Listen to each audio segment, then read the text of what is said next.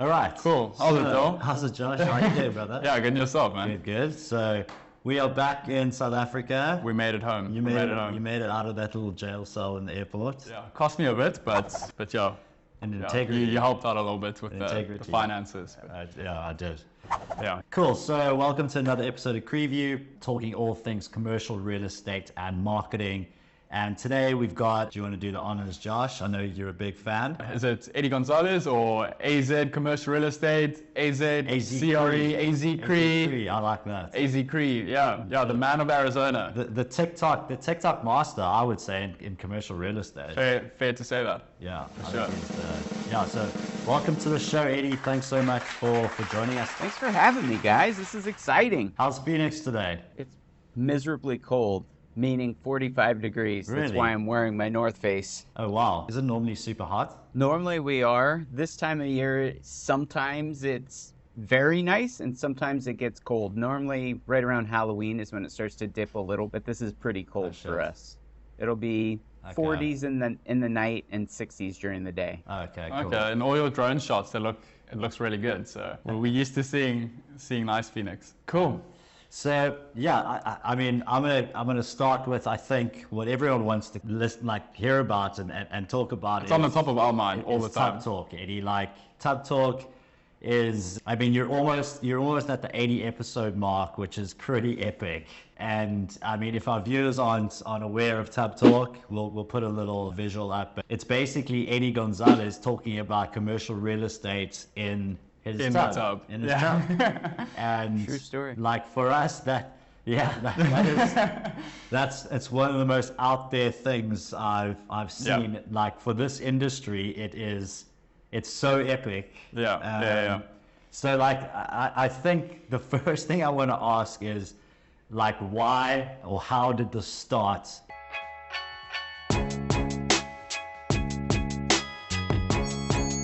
Yeah, so it all goes back to a dear friend of mine, Blake Haggett, who is also in commercial real estate. And very early on in both of our careers, we were just chopping it up, talking on the phone all the time, trying to do commercial real estate content, trying to figure out different things that we can do. And literally one night I was on the phone with him and I'm like, I gotta go, bro.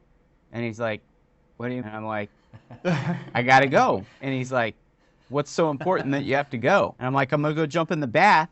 That way I can wind down and go to bed. And he's like, you take a bath? You're a grown man and you take a bath? And I'm like, yeah, I take a bath every night. And he's like, some R&R. I dare you to do a post from the bathtub. And that was literally how it was born. So the first, I didn't even post on the actual feed. It was just in Instagram stories. And then people really started interacting with it. So I'm like, all right, this is probably a thing. So I started posting it on the feed. And then everywhere I would go, especially here in town, and then any event, it'd be like, oh, it's the Tub Talk guy. It's the Tub Talk guy. So I'm trying to do it every week. I'm not as consistent as I should be. But literally, I sit down, and it's like a 2-minute video. I feel like long-form stuff is hard to keep attention sometimes. But it's literally me talking about business and commercial real estate in the bathtub. Yeah, I mean, it's really cool.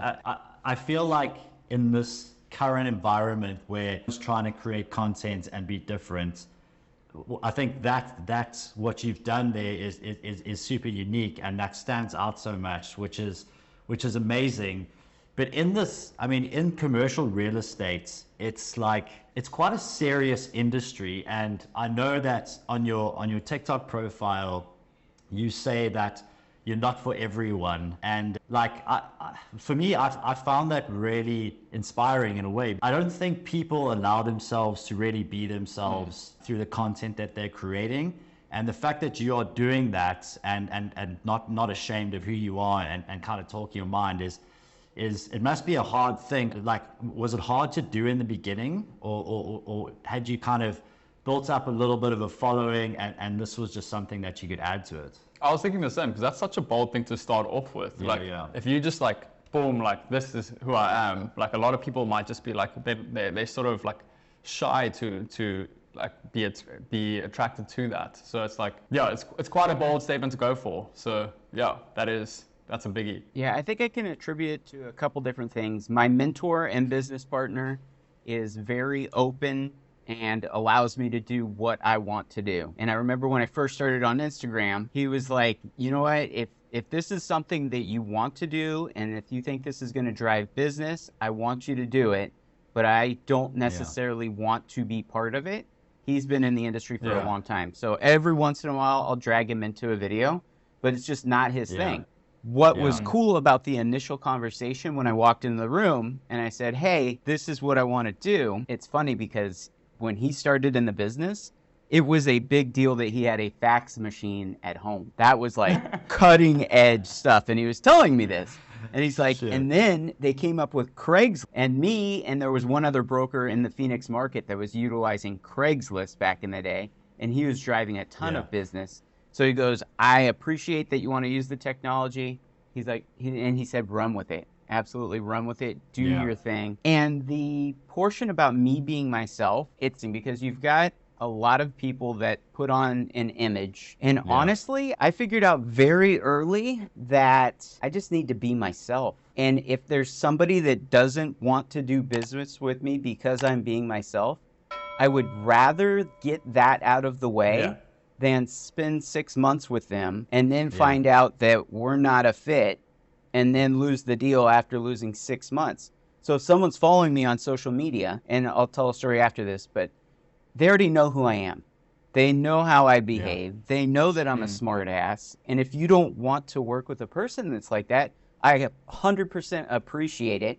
But let's get it out of the way fast. Most of the phone calls and the stuff that I get inbound now are people that watch content. And it's really nice because when we go in and we're pitching, they already know who we are. They already know what we do. They already kind of know the program. So it's more so of where do I sign versus making the cold call, setting the first meeting, second meeting, third meeting, proposal, and going through the process that takes months and months and months. They can dive into my content and figure out, hey, either I like the way this guy works or probably not a fit. So I love that. I feel like I know you already. I mean, leading up to this, I wasn't like worried at all because I've seen so many of your videos and it feels like I'm speaking to you face to face. So, like, I know you have a speedster that you go to like Porsche meets. Like, I know like what you do on a day-to-day basis, and it's like it feels like I have that connection with you. That's purely through social media, and we on the other side of the world. Yeah, I think it's huge because when you talk about like, you know, you're getting really warm leads that are coming in just from your social content, and we find it so difficult to kind of tell our clients and inform our clients that like we need to be doing this type of content because this is what people are consuming now, and a lot of times there's a lot of pushback. It's like our audience is not on these channels, they're not on TikTok, they're not on Instagram, they're not making business decisions in those places. But speaking to Kyle and Sarah, speaking to yourself, you know, you guys are bringing in leads and business from posting about what you guys know in a very unscripted way. And like the big thing I wanted to kind of get out of today is like the commercial real estate, the rest of the industry ever going to actually adopt this properly? Like, I feel like you guys are leading this charge, and a lot of them are just like, that's just not going to be us. They're going to arrive super late to the game. Like, do you think the rest of the industry, this quite serious industry, is actually going to adopt this fully one day? I know. I think it's unfortunate that more don't jump. I'm going to tell a short story that might motivate some to jump on. There was a guy that cold calls me one day and says, hey, I saw that you're selling this building down the street from my building. I want to meet you. I'm short on time. My assistant's going to call you. So I said, okay. So the assistant calls me, tells me a little bit more information, says Doc wants to meet you. So I'm like, all right, perfect. So I do a little bit of research and find out that it's a medical building, which is not necessarily in my wheelhouse, but it was in my area of focus. So I talked to one of the other guys in the office and I said, hey, do you mind coming to this meeting with me? It's a huge medical building. This guy wants to talk to us. Just not my cookie cutter. I'll do office deals and I'll do retail deals, but medical office is a world of its own. So I take my guy with me. We go into his office. We were in there for like an hour and a half just talking. And I still didn't know where he knew me from. And literally, he's got his assistant there taking notes. And finally, she like tapped him. She's like, you've got a patient that's been waiting for a long time. You need to go see the patient. And he's like, oh, yeah, yeah. So he starts to head out, and kind of like in a movie, he leaves, but then he cracks the door back open. And I have all of this on audio because at that time, I was recording all of my meetings just to see, okay, what am I doing well? Like, what do I need to work on? Yeah. And he pops his head back in the door and he goes, oh, and Eddie, by the way, I found you on TikTok. He was in his 70s. No way. And the assistant was I would guess she was in her 40s. She looks at him and she's like, you're on TikTok? And he goes, what do you think I do in between patients? So everybody always has this argument of my clients aren't on TikTok. A 70-year-old doctor that owns a $5 million office building that we're now helping situate so he can retire in 5 years is watching TikTok. So I think that argument can now be debunked. Dude, that is so wild. Like the fact that's happening is crazy. And we a lot of content that we see from commercial real estate companies, whether they've got YouTube channels or not, is like it's so old school. It's like this big production. It looks like they're in a newsroom. They're talking about these crazy serious subjects.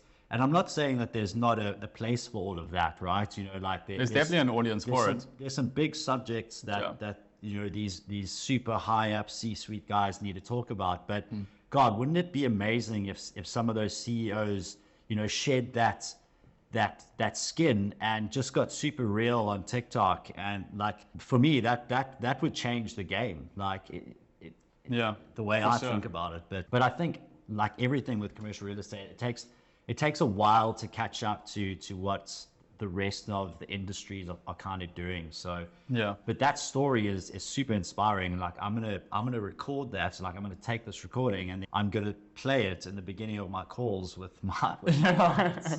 Do it. Every time they say that the audience is not on there, be like, that's so cool. Yeah, absolutely do it. That's and really cool. The other interesting thing that I have found, and at first it was very irritating to me on TikTok, and I think it's definitely worth saying, is the people that have no picture, no content, no profile, that would drive me bananas.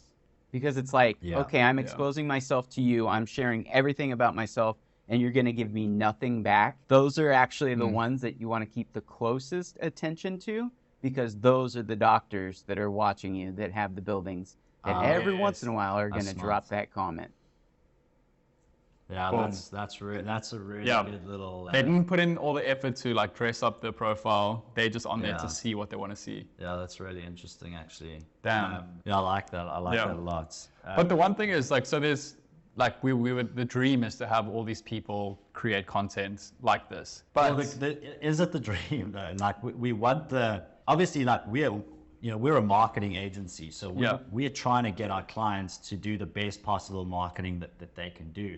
At the same time, it's doing the short format video content, document, whatever we want to call it, on TikTok, on Instagram. They're getting such a big head start. I feel like when everyone kind of starts pouring in, like it's going to be super competitive potentially. So is the dream that we want everyone there, or do you guys just want to own the market? Yeah. It's my business. My business partner always talks about when the tide rises, all the ships rise. That's not the right saying, but that's what he says. And I'm totally with that. The more people that we get on, and for me personally, I'm a competitive guy. So if other people are, that's going to push me to do better. So I hope that more people jump on and do it. Definitely. I think it's a ton of fun, to be honest with you. It is fun. Yeah. It's fun. I mean, you may have answered my next question, but I just wanted to ask, like, what inspired you to create content to the extent that you do? Because obviously you're a broker / advisor. That's a job in its own. And content can also be seen as another job. It takes a lot of time. Yeah, it takes a lot of time. Like and you're obviously investing a lot of time into your content. You're able to fit it into your daily work. What inspired you to put in the amount of effort that I think so. With regards to time, I have all the fancy equipment and I don't even use it. This is my iPhone. This is what I use for 99% of it. Kyle and Sarah and I will argue over which editing app is better. I love using InShot. And it really, once you get your systems and procedures down, just like you would with anything, that it really doesn't take a long time to edit a video and get it out. Yeah. And a lot of people, my videos are shaky and mine are kind of on the fly. That's the way I like to post, because otherwise it's going to go on the actual phone and then I forget about it. There's 16,000 videos living in there. So literally I just go in, I'll throw a couple little edits on it and I'll post it right away. So that whole timing portion of it for me, and I've been doing this for 3 years now, it really doesn't take that long. If I'm spending more than 2 or 3 minutes on a video, which that's what it takes to do a tub talk, to get the bubbles and all the stuff. That it doesn't take a lot of time. And it's funny because I hear a lot of people talk about, oh, they send it to marketing for editing, and you don't have to do that, guys. Like, you can do it really quick. And the fact that that video is going to live on your feed for who knows how long. Kyle and Sarah and I go back and forth with the cold calling thing. Cold calling versus producing content. And I'm really on the cusp of, I still do cold calls, but just recording cold calls and using some of the funny ones as content. I really think that that would be kind of a cool thing. I don't know if it's going to get me in trouble or not, but I normally beg for forgiveness. Kyle also mentioned that he was like, record your calls. And we're like, I don't know if that's okay, but like, it sounds like a great idea. Like, if you can do it, do it. But yeah. I mean, like, how much, you know, not scripting, but how much like thoughts, like preparation is going into each of your videos? Are you just, is it basically like the thoughts that are coming into your head at the time, you're just filming them as it happens, like that's edit later, shoot now, edit later, you are the content, document that shit, boom, that's it. I'm totally into documenting. Okay. Every once in a while, I'll have something that I put a lot of thought into, but if you watch my videos, one of the other things that I really love to utilize on TikTok is the green screen capability. So I can go in, I'm reading, so all of the things that I'm posting about, I'm doing anyway. So it's not like I'm having to go out of my way to do whatever I do. So on the green screen portion. Headline reading, fellow Arizonans. On TikTok. You can go to whatever your news source is, right? You can screenshot it and then throw it in your background on TikTok. And what I do most of the time to get a ton of engagement is ask a question. So my TikTok is very heavily focused about the Phoenix market. So it's going to be a Phoenix news article. And I'm asking them what they think about this particular project. And it just gets a lot of activity going, which gets me in front of more eyes. And the more eyes that I'm in front of equals more business. The better. Yeah. I saw your one hit, I think it was about 200,000, and it was the same green screen feature, you talking to something behind you. Yeah, it definitely works. Yeah, I mean, I think it's about like people getting used to all the features. I know for a fact that a ton of our clients are just like, TikTok gives them anxiety. Thinking about TikTok gives them anxiety. It's like, shit, like what do I do when I get on it? There's all these different like buttons and sounds and it's a lot going on, voiceovers. It's like, I don't know what to do, you know? And our thing is like, just start, just do something. If the more you use it, the better you're going to get at it. And I mean, if we go back to your first kind of tub talk, or like, you know, the first content you started doing, what's like a lot of people are like, oh, I'm doing this content but no one's watching, I'm not getting views, I'm not getting engagement, like why do I need to keep doing it? Like, what advice do you have for those people? Like, how did it feel when you started and you weren't really getting a lot of engagements and stuff? I've got two things that are on my mind right now. So the first video that I ever shot, I was in a vacant space that was in Chandler, Arizona. And I used a water bottle and I used my iPhone and I set it up in this 6,000 square foot space. And I spent what felt like all day trying to get the words out to try to lease this space to then post it. And I took it back to marketing and I showed the marketing girl what I thought was the best one. And she just looked at it and she's like, yeah, this sucks. And I'm like, I just spent all day screwing around with this. And that was one of those like, aha moments. Okay, I'm going to shoot it once. I'm not going to overreact. I'm not going to do anything. I'm not even going to show anyone. I'm just going to go post it and see what happens. And I really should do this. I'm going to do this after this podcast. I'm going to run back through my stuff and see how bad it really was. Because I am certain that the first videos, they weren't good. And it's just a matter of just like anything else, practice and repetition, and you're going to get better at it. Yeah, I mean, you've got 1 million likes on TikTok. Good. You've got 1 million likes. Like that's awesome. How does that feel? Like, how does that make you feel having 1 million likes on TikTok? Honestly, the only reason it was a huge threshold for me is, and it's terrible to say, another broker in my market goes, "You haven't made it till you hit 1 million likes." So I'm like, this guy, you know what? I'm just going. And then I screenshot it and send it to him. And he's like, "Oh, cool, bro." And I'm like, what? And he's like, and then I told him, like he lives close to me. So then I see him and I go, "Dude, 1 million." And he's like, "Oh, I don't even remember saying that." And I'm like, shit. I just lost my wife and kids for this million. Like, yeah. Does he have 1 million likes? He doesn't even have any posts. Well, that was probably really good of him to say that, because that drove you hard. It pushed me. It definitely pushed me, especially as I was getting closer to it. I'm just like, all right, as many posts as I could do a day. But literally, all I do is, if you look at the cycle of my posts, I do a green screen every day.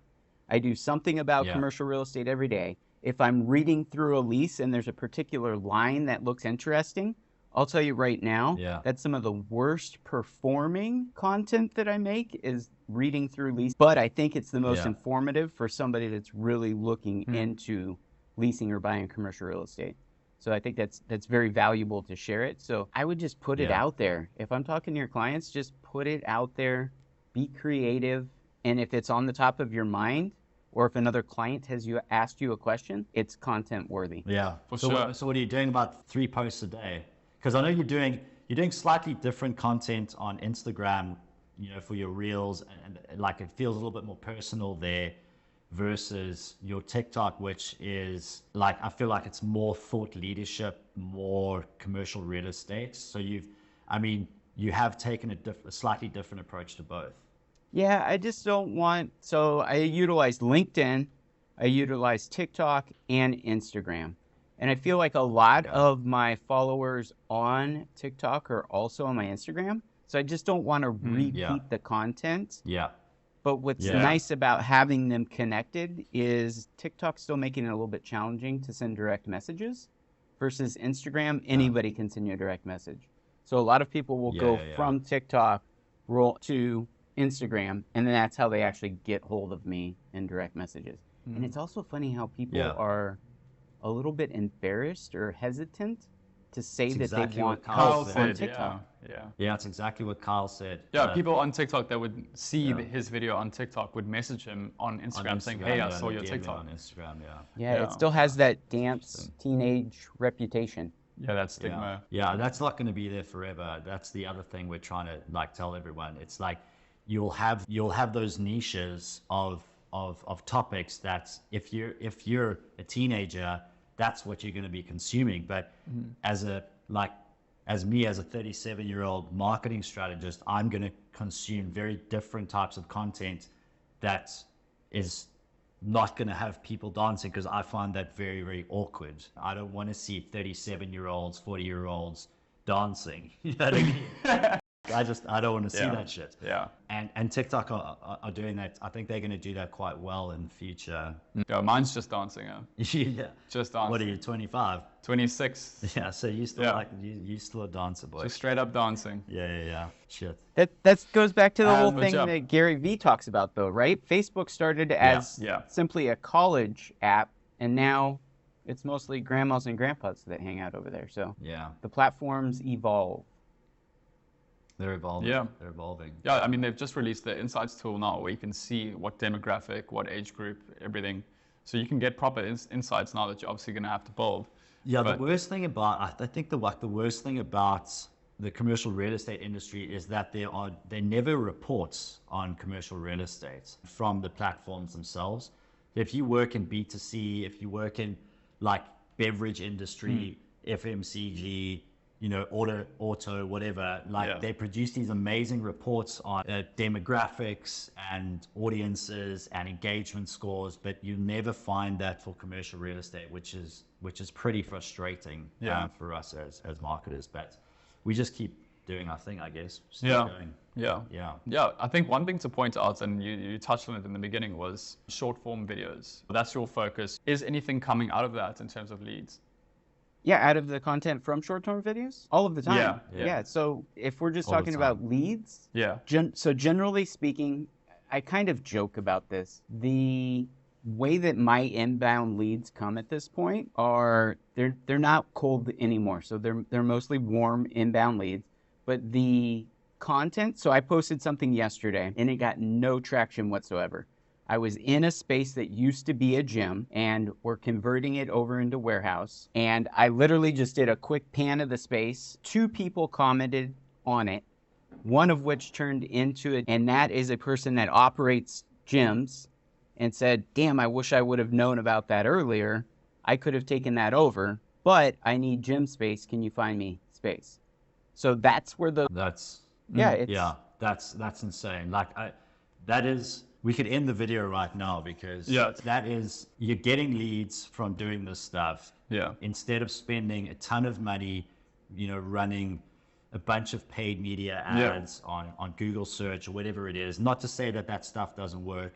It absolutely does work. But if you're able to build up this brand like you've done, and I mean, is that just a consistency thing to build up that personal brand? Because it must get super frustrating, like in the beginning. Yeah, it's not going to work at first. But I also talked to the guys in the office that have been cold calling for 2 years, and it's the same process, right? It's the same. I always equate it to, I'm not going to walk up to that girl at the gym and say, do you want to get married? I'm going to go up and say hi, and then I'm going to talk to her a little bit. And then finally I'm going to get the courage to ask her on the date, which is the equivalent of asking a commercial owner if you can meet. And then you're going to go do a couple coffee meetings, and then maybe you're going to go to dinner, and then it's just going to keep escalating, and you're giving them information, they're giving you information. And finally, you get to sell the building, which is getting married. That's so cool. That's so, to be honest. Yeah. You've actually mentioned something very similar with the dating thing, and it's just like, you're not just like, hey, like, let's get married. It's a relationship, man. You build a relationship. It's a relationship, especially B2B. It's a relationship, and a lot of brokers get it, but a lot of our tech clients don't really get the length of time that it takes to build that relationship and close that deal. It's I always say this, like, we're not selling sneakers, we're not selling jewelry, we're not selling lipstick. Like, this is a relationship game, and the better you build those relationships, the more repeat business you're getting. Like, Eddie, you're creating a ton of trust and loyalty with your audience. You know what I mean? And that is, for me, that's what drives sales. That's what drives leads. Like, that these guys know that they can trust you.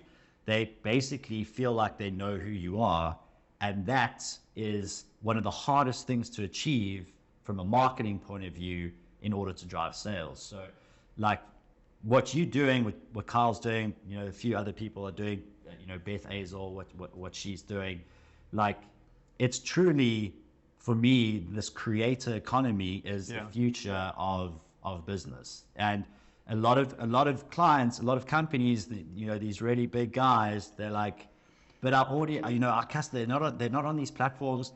Maybe they aren't all on there right now, but your future customers, your future audience, and those future guys that are going to be leasing from you and investing in you, they are there now. Yeah. I mean, just looking at your followers alone, just on TikTok, that's one platform, 45,000. Yeah. Those are 45,000 people that have their eyes on you. You post the video, most likely, and that's the minimum you're probably going to get.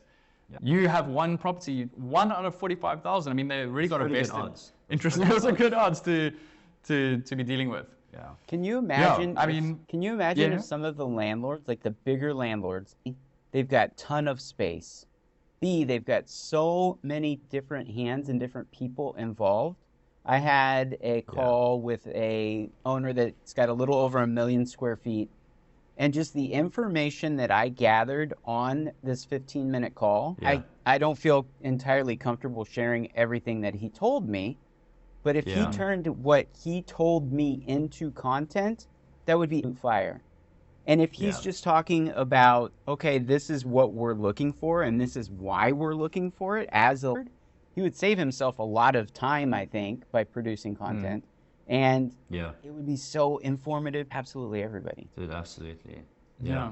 It's a thing that consumes time, but it saves you time as well. It's like, yeah, everyone thinks it takes up so much time. Like Carl was saying, like if it takes up my time, it is what it is. This is part of my business now. Do you know what I mean? It's like, cool, like brushing my teeth takes time, but I've got to do it every day. You know, like Eddie's got to take a bath every night, so he can. So let me work it into. You know what I mean? Let me work it into my schedule. I'm like, you're not going to not do that. That's part of your day, right? You know, so that's yeah. So we know these guys. It's the same thing as blocking for making your cold calls. Yeah. Like today, the guys are at the office, and we block off 3 hours every Friday, and it's called 50 Call Friday. Here I am with you guys, producing content, having an awesome conversation. How long is this going to live versus making 50 cold calls? Yeah. I think that this is a really good use of an hour's worth of time.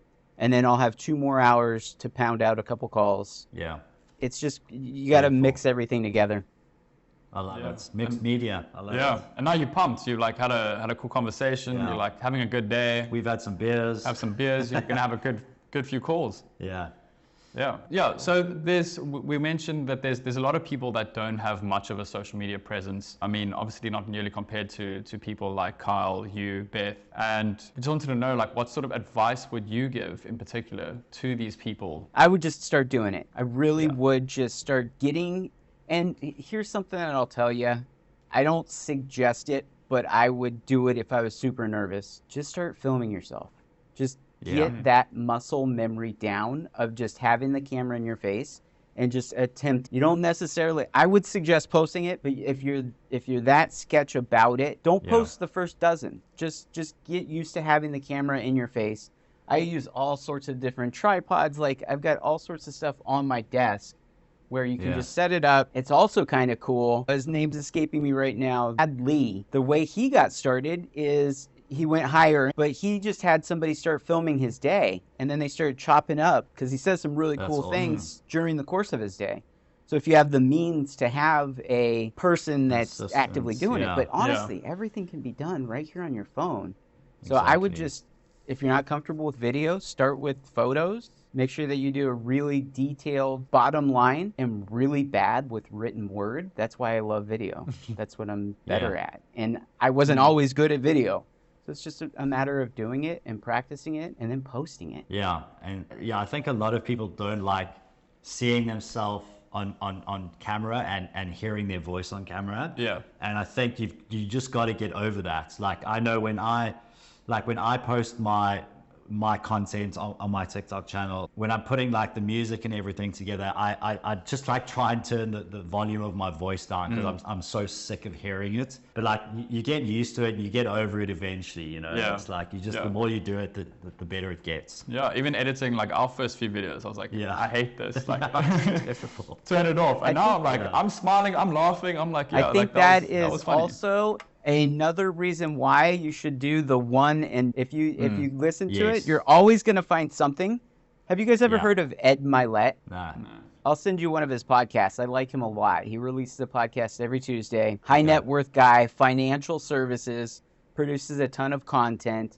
But his thing that I picked up from him, and I consider him like one of the online mentors, he was talking about polished content, and he's a speaker that speaks in front of huge groups of people. And he mentioned on one of the podcasts that if his content is too polished and too perfect, that's where he loses audiences.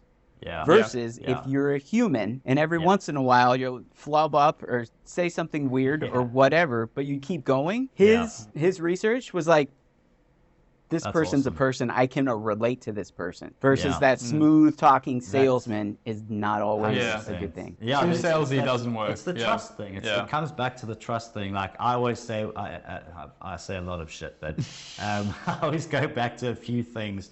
I used to work in we had a really very, very serious B2B client a long time ago. And they, they were like, everything we did for them had to be perfect. They were a big listed company on the London Stock Exchange.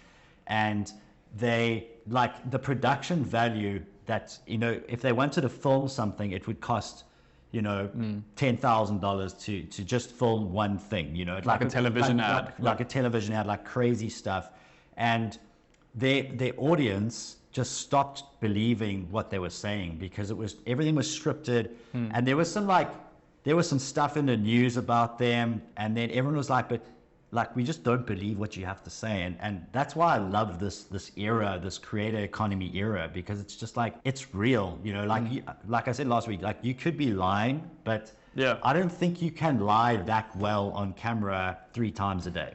Do you know what I mean? Yeah. And if you can, well done. I'll believe you. Yeah. Because that's impressive. That's smart. I'm going to give you guys one tip for the audience, and I've been trying to say this a little bit more because I think it makes a lot of sense, and as people are starting to do this more, you need to learn from my failure on this particular deal. I've been talking this whole time about just filming it and letting it go and letting it rip as fast as you can. Every single time except when you're working on a unlisted active deal. I posted about a building that I thought was really cool. And it wasn't the highlight of it, but it was in the background. And I was talking about this building that my client's interested in, and I love this area. And lo and behold, someone was my stuff, another broker. And lo and behold, we got outbid by $100,000. Shit. So just be very careful if you're in commercial real estate and you're working on active deals. I encourage you, and what I now do, that happened early. What I now do is film it. It's in the bank, and then in a few weeks from now, if we actually get the deal locked up, that's when I would release the video. So just be cognizant of that. Great advice. Great advice. Yeah, that's stuff that we wouldn't know. So that's really cool talking to you about that and getting that out. I mean, Eddie, thanks so much for your time. I think that was super enlightening. Like, that's such good insights. It's so good to you guys doing this work and succeeding and getting leads and making money from it. It's really, really awesome to see. It inspires me to do my own content as well. So thank you so much for the time today. We really appreciate it. We will tag you in everything, obviously. Hopefully the video will come out in maybe next week or the week after. But we'll spam you. Yeah. Awesome, guys. Thanks for having me on. I appreciate you. Yeah, it's so good to chat to you. Should we do a little selfie? Do a little selfie with Eddie. Absolutely. Selfie with Eddie.